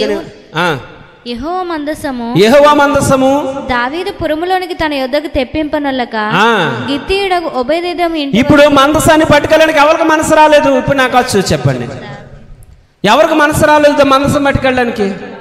ఎవరికి భయం పుట్టింది? ఏం పుట్టింది? మరి ఇప్పుడు మందసాన్ని ఎవరు పట్టుకెళ్ళారు? ఆ మాట చదువుదాం అన్నమాట. గిత్తీయుడగు ఒబేదెదోము ఇంటి దగ్గర తీసుకొని అచ్చట. ఇప్పుడు ఎవ్వరు దేవుని మందసాన్ని తీసుకోవడానికి రావట్లేదు. ఎందుకు అని అంటే మందసము ఉన్న వాళ్ళు ఏమవుంది, ప్రాణం పోయింది కదా. ఇప్పుడు మందసాన్ని తీసుకెళ్ళలేని ఒక ఆశ ఎవరికి లేదు? చెప్పాలి ఎవ్వరికీ లేదు. దావీదుకే కదా, అక్కడ వాళ్ళు ఎవరికి లేదు. ఉందా? రాత్రి మనం కూడా ఏంటంటే చాలా మందిలో ఒక అపోహ ఇది ప్రజలే క్రియేట్ చేస్తున్నారు. నిర్లక్ష్యమైన భక్తి చేయడానికి అపోహలే ఎక్కువ కారణమైపోయాయి. ఇప్పుడు ఈ మందసాన్ని ఏదేమైనా పర్వాలేదని ఎవరు తీసుకున్నారు? ఒబేదెదోము ఇంటికి తీసుకొని పెట్టాడు. ఎన్ని రోజులు ఉంది అక్కడ? చదవం. యెహోవా మందసము 3 నెలలు గిత్తీయుడగు ఒబేదెదోము ఇంటిలో ఉండగా యెహోవా ఒబేదెదోమును అతని ఇంటి వారిని అందరినీ ఆశీర్వదించెను. స్తోత్రం. అక్కడ ఎన్ని సంవత్సరాలు ఉంది? ఇక్కడ 2 నెలలు ఉంది. సంవత్సరాలు ఉన్నవాడు ఎందుకు ఆశీర్వాదం చూడలేకపోయాడు? వాడికి నిర్లక్ష్యం ఎతికెక్కింది. 3 నెలలు మందస్సం ఉన్నవాడు జీవించబడ్డాడు. స్తోత్రం. అంటే ఈ మందసానికి ఏ విశిష్టత ఇవ్వాలో, ఎలా భయపడాలో, దానికి ఏ స్థానం ఇవ్వాలో, ఏ ప్రత్యేకతగా చూడాలో అది ఒబేదెదోముకు తెలిసింది. దేవుణ్ణి నమ్ముకోవడం గొప్ప కాదండి. 20 సంవత్సరాలు ఉంటే ప్రయోజనం ఏముందండి? 15 సంవత్సరాల క్రితం బాప్తిసం తీసి ఏం చేసావంటాను నేను. 20 సంవత్సరాలు మందసం పెట్టుకొని ఏం చేశాడండి? ఆ నిర్లక్ష్యం లేనివాడు, మందసాన్ని కాపాడుకోవడం తెలిసినోడుకు 3 నెలలు చాలు ఆశీర్వదించబడిపోయాడంట. స్తోత్రం. హల్లెలూయా, హల్లెలూయా. ఈ ఇంట మందసం ఉండడం వల్ల ఒబేదెదోము ఆశీర్వదించబడాలన్న సంగతి తెలిసి దావీదు పరిగెత్తుకొస్తున్నాడంట. స్తోత్రం చెప్పు. హల్లెలూయా, హల్లెలూయా. 20 సంవత్సరాల నుంచి భక్తి చేస్తున్నావు, 15 సంవత్సరాల నుంచి ప్రభువుని అంగీకరించు. ఈవిడికి సుఖం లేదు, ఈవిడే బాగుపడలేదు, ఇంకా మనం దేవుడిని నమ్ముకొని ఏం బాగుపడతావు అని ప్రజలు ఈ దేవుడి దగ్గరికి రాకుండా ఉంటే అది నీకు శాపం అవుతుంది అంటాను నేను. 20 సంవత్సరాలు ఉపయోగం లేకుండా పోయిందండి. వీళ్ళకి ఆశీర్వాదం లేదు, ఇంకెవడు చూసి వస్తాడు? ఈ దేవుడి దగ్గర వస్తాడా? 3 నెలలు మందసాన్ని కాపాడుకున్న వాడిని చూసి రాజు పరిగెత్తుకొని ఆరంభమయ్యాడంట. స్తోత్రం. రాజు పరిగెత్తుకొని వస్తున్నాడంట. నా దేవుడు నీ దగ్గర ఉంటుండగా, నా దేవుడు నమ్ముకుంటుండగా నువ్వు ఆశీర్వదించబడితే నిన్ను చూసి అనేక మంది పరిగెత్తాలి దేవుని మందిరానికి. స్తోత్రం. ఈ ఉపవాస కూటమి 6వ రోజు ఆ బ్రతుకు నువ్వు బ్రతకగలిగితే నిన్ను దేవుడు ఫలింపులకు తీసుకొస్తాడు. స్తోత్రం. ఎంతమంది ఈ రీతిగా బ్రతుకుతున్నారు? ఎంతమందిలో ఈ సామర్థ్యం ఉంది? ఈ వాక్యం అన్నప్పుడు మనకు సిగ్గు రావాలి, మనకి కృషి రావాలి, పట్టుదల రావాలి. అయ్యో 3 నెలల్లో వాడి బ్రతుకు మారిపోతే నా బ్రతుకు సంవత్సరములు తరబడి మందిరానికి వస్తూ ఇంకా ఎందుకు ఫలించలేకపోతున్నానని ఈ రాత్రైనా నువ్వు బోరున కన్నీరు గార్చి ఆయన పాదాలు పట్టుకొని ఆయన వైపు తిప్పబడకపోతే, నీ నిర్లక్ష్యం నువ్వు విడిచిపెట్టకపోతే నీకు ఆశీర్వాదం ఎక్కడున్నది అంటాను నేను. ఉన్నదా మీకు ఆశీర్వాదం? ఉన్నదా? ఎందుకు దావీదు పరిగెత్తుకొస్తున్నాడు మళ్ళా? ఎందుకు పరిగెత్తుకొచ్చాడు? చెప్పాలి గట్టిగా. ఒబేదేదేమో ఆశీర్వదించబడ్డాడంట అన్న వార్త దావీదు పురమునకు వినబడుతున్నది. స్తోత్రం. పరిగెత్తి పారిపోయిన ప్రజలే మరలా ఈ మందసం కొరకు రాబోతున్నారంట. స్తోత్రం. హల్లెలూయా. ఒకవేళ నీ బ్రతుకును చూసి వీడి బ్రతికే మారలేదు, వీడి జీవితమే వెలిగింపబడలేదు, ఇలాంటి దేవుడిని నమ్ముకుంటే మనకేంటి అనుకుంటున్నావా? అనుకుంటున్నారేమో ప్రజలు. నువ్వు ఆ రీతిగా భక్తి చేస్తున్నావేమో, అంత నిర్లక్ష్యంగా, అంత పట్టలేనట్టుగా దేవుణ్ణి ఎక్కడో పెట్టేసి నువ్వు కూర్చుంటున్నావేమో. రాత్రి దేవుణ్ణి సేవకుడిని హెచ్చరిస్తున్నాను, నీ నిర్లక్ష్యాన్ని విడిచిపెట్టి. ఒబేదేము చేసిన భక్తిలో తేడా కనిపించిందా లేదా? భక్తిలో ఒబేదేము విషయంలో తేడా ఉందా లేదా? ముందు ఎవరింటి దగ్గర ఉంది? అభినాదాబు భక్తికి ఒబేదేము భక్తికి తేడా ఉందా లేదా? ఉందా లేదా? ఎవరు మంచి భక్తి చేశారంట? చెప్పాలి గట్టిగా. ఇన్ని రోజులు నా యేసయ్య నీ దగ్గర పెట్టుకున్నావు కదా, ఒబేదేములాగా నువ్వు ఆశీర్వదించబడ్డావా? ఇంకా నేను ఎండిపోయానండి, ఇంకా నా బ్రతుకు మారలేదండి అంటే నీలో నిర్లక్ష్యం ఉన్నదని కదా ఈ రాత్రి ప్రభువు నీతో మాట్లాడుతున్నాడు. మనసు ఎన్నెళ్ళుంది. నాకు ఒక ఆశ ఉన్నదంటే ఈ లైవ్లో ఉన్న వాళ్ళకి మీకు ఒక ఆశ పుట్టాలి. ఏంటో తెలుసా? నేను నా ప్రభువుని అంగీకరించాను, నా ఫలింపును చూసి అనేక మంది ప్రజలు నా ప్రభువు దగ్గరికి పరిగెత్తుకొని రావాలని భక్తి చేయాలి నువ్వు. స్తోత్రం. నిర్లక్ష్యమైన వాడి చేత దేవుడికి ఉపయోగం లేదంటాను నేను. ఉందా? వార్త వినబడిందా లేదా? పరిగెత్తుకొస్తున్నారా రాలేదా? నువ్వు నిర్లక్ష్యం చెయ్యక నా దేవుని నువ్వు మొయ్యగలిగితే, నా దేవుని భారం నీ మీద ఉంటే, నా దేవుని పరిశుద్ధంగా ఆరాధించగలిగితే, నీ ఇంట ఆశీర్వాదము చూసి అనేక మంది జనులు నీ నిమిత్తం మందిరానికి పరిగెత్తుకొని రావాలి. స్తోత్రం. దాని కొరకు అంత మంచి భక్తి చెయ్యాలి మనం యేసునామములో. ఆమేన్. ఎందుకు మందసాన్ని కాపాడుకోవాలి? అసలు మందసం అంటే దేనికి సాదృశ్యం అని చెప్తున్నాను? దేవుని సాదృశ్యం అంటున్నా. నేను ముగించేస్తాను, సమయం అయిపోతున్నది కాబట్టి. మందసంలో ఏమున్నాయి చెప్పాలి గట్టిగా చెప్పండి అమ్మా. ఆజ్ఞ పలకలు, పదాజ్ఞల పలకలు, ఆహారం చిగురించకర్రా, మన్నా పాత్ర ఉన్నది. అవునా కాదు? ఈ మూడిట్లకి దేవునికి సాదృశ్యం అనే సంగతి మనం చాలాసార్లు మనం మాట్లాడుకున్నాం. అవునా కదా? మన్నా పాత్ర. మన్నాకు సాదృశ్యం దేనిని చెప్పుకున్నాం మనం? చెప్పాలి. పరలోకం నుంచి దిగి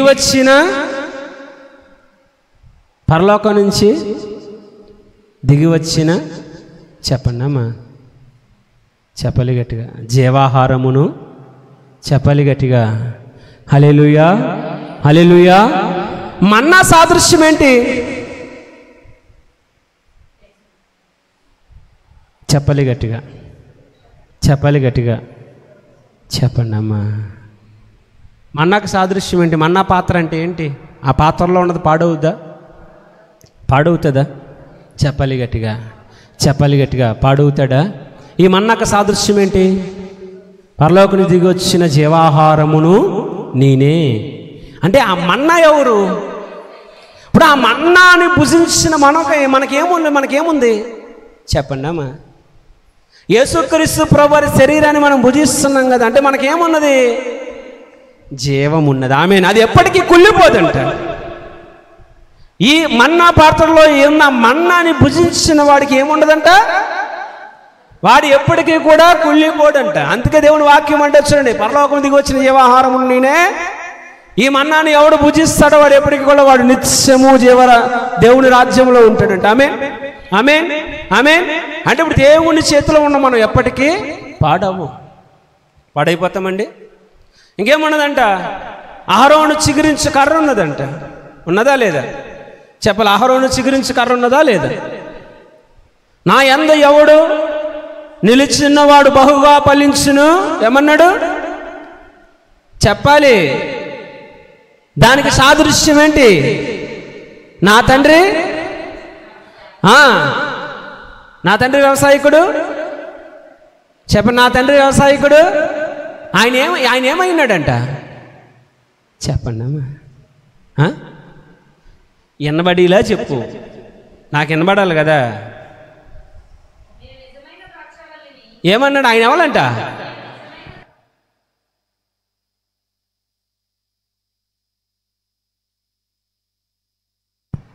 స్తోత్రం. ఆయన ఏమై ఉన్నాడంట? నేను నిజమైన ద్రాక్షావళిని, నా తండ్రి వ్యవసాయకుడు, నాలో ఫలింపని ప్రతితీగా. అంటే ఫలింపునకు సాదృశ్యం ఆయన ఉన్నాడు. ఇంకా నిబంధన మందసము, అందులో ఏమున్నాడు? 3 వస్తువులు చెప్పుకున్నాం. మూడోది ఏంటంటే 10 ఆజ్ఞల పాలకాయ. దీనికి ఏం చెప్తున్నాం మనం? యోహాను వార్తలో ఉంటుంది. ఏమంటాడు? నేనే వాక్యము, వాక్యమే దేవుడు, దేవుడే వాక్యము, వాక్యమే దేవుడు అన్నాడా లేదా? అన్నప్పుడు ఇందులో ఎవరున్నట్టు? యేసుక్రీస్తు ప్రభువు చెప్పకనే చెప్తున్నాడు, మందస్సమనగా దేవునికి సాదృశ్యము అని చెప్తున్నాడు. మరి ఎంతటి శ్రేష్టమైంది నీ దగ్గర ఉన్నప్పుడు నువ్వు ఎందుకు ఫలించలేకపోతున్నావు? నేను ముగిస్తూ చెప్తున్నమాట, నువ్వెందుకు ఫలించలేకపోతున్నావు? నీలో ఏముంది? మా పాస్టర్ గారి దగ్గర 11:30 వస్తే మనల్ని ఏమంటాడులే, 12 గంటలకు వెళ్ళి మనల్ని అడగలే, ఈ ఆదివారం మానేస్తే ఎట్లే, ఈ శుక్రవారం మందగా వచ్చి మంగళవారం స్త్రీల కూటానికి వెళ్ళకూడదులే, మావలే కదా, స్త్రీల కూటానికి వెళ్ళొద్దు. నిర్లక్ష్యం కాదా ఇది?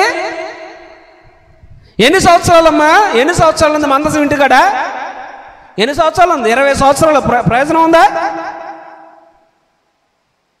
20 సంవత్సరాలు ఉన్నవాడు వల్ల ఉపయోగం ఏమి లేదండి. ఎన్ని సంవత్సరాలు ప్రభువుని నమ్ముకున్నావో దానివల్ల ఇదే ట్రాక్ రికార్డ్. ఇన్ని సంవత్సరాలు నేను నడిపించుకున్నాను అనడానికి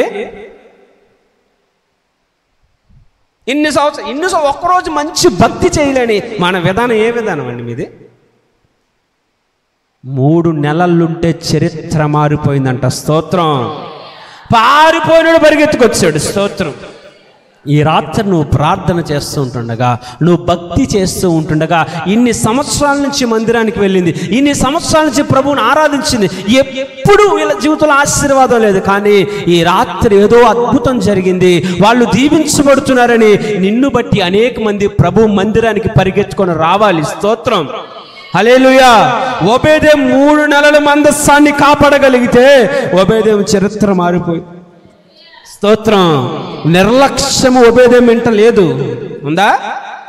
ఉందండి. ఇప్పుడు తప్పు ఎవరిది? మందసాన్ని ఎలా వాడాలో తెలుసుకోవాలి, మందసానికి ఏ విశిష్టత ఇవ్వాలో తెలుసుకోవాలి, ఏ పరిశుద్ధంగా మన మందసం దగ్గరికి వెళ్ళాలో తెలుసుకోవాలి. ఇవి తెలియకుండా నువ్వేం చేసినా వ్యర్థమే కదా. అవునా కదా? ఈ రాత్రి మీకేం రావాలి? ఆ ఎద్దుకు కాలు జారినట్టు మీరు నిద్రలోకి జారాలా? ఎద్దుకు కాలు జారింది, మీరు నిద్రలోకి జారండి. నీ వల్ల ఉపయోగమే ఉందండి? ఉందా ఉపయోగం? నువ్వు ఇక్కడ కన్నీరు గార్చుకుంటా, అయ్యో ఇన్ని సంవత్సరాలు నేను దేవుని నిర్లక్ష్యం చేసి నా జీవితంలో ఆశీర్వాదం కోల్పోయానే అని ఏడుపు రావాలి ఈ రాత్రి. నీకు ఆయన పాదాలు తడపాలి ఈ రాత్రి. ఎంతమంది తడపడానికి సిద్ధంగా ఉన్నారు? ఎంతమంది తడపడానికి సిద్ధంగా ఉన్నారు? చేతులు నేను తడుపుతానండి అన్నవాళ్ళు. ఈ రాత్రి నీ చరిత్ర మారాలి అని అంటే నీ నిర్లక్ష్యం పక్కన పెట్టాలి. నేను చాలామందిని చూసే నీ మాట నుంచి చెప్పలేక కాదు, కరెక్ట్గా ఎంత నిర్లక్ష్యమో చూడండి. కరెక్ట్గా 10 గంటలకు 10:30కి ఆరాధన స్టార్ట్ అవుద్దంటే 10 గంటలకు కూడా రోడ్లో నుంచొని మాట్లాడేవారు లేకపోయారా?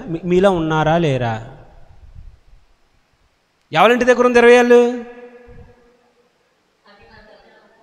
నువ్వు అభినేదాబి అంటే వ్యక్తివి కాదా? అప్పుడే నీకు నీళ్ళు పట్టుకోవడం గుర్తొచ్చింది, ఆ రోజే నీకు ఆకలి ఉత్తుకోవడం గుర్తొచ్చింది, ఆ రోజే నీకు వేరే ప్రాంతాలకు వెళ్ళాలని పిలుపు వచ్చింది. ఎంతటి నిర్లక్ష్యంగా నువ్వు బ్రతుకుతున్నావో నీకు అర్థమైందా? ఎన్ని సంవత్సరాలు ఉన్నాడు? మా ఇంటి పక్కనే కదా, మా పక్క ఇదే కదా. ఏటే నీ విధానాలు ఏటారా? మనకంటే లేటుకు వచ్చి ఇలా ఉన్నారులేయే, మనం వెళ్తే లేటేటి? దీన్ని ఏమంటారు?